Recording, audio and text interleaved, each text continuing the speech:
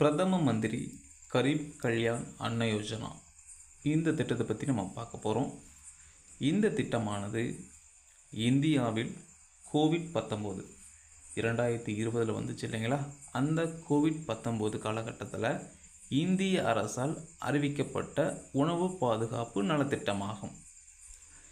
இதன்படி ஒரு நபருக்கு 5 கிலோ அரிசி அல்லது கோதுமை, அவங்களுடைய குடும்ப அட்டை இருக்கும் பார்த்தீங்களா, அது வைத்திருக்கக்கூடிய அடிப்படையில் 5 கிலோ அரிசி அல்லது கோதுமை கூடுதலாக வழங்கப்பட்டது. இதற்கான மொத்த செலவை மத்திய அரசும் மாநில அரசும் பகிர்ந்து கொள்கிறது. இந்த திட்டமானது தேசிய உணவு பாதுகாப்பு சட்டத்தின் கீழ் இந்த சட்டமானது கொண்டு வரப்பட்டது. இதன் மூலமாக கூடுதலாக 5 கிலோ அரிசி அல்லது கோதுமையானது வழங்கப்பட்டு வருகின்றது.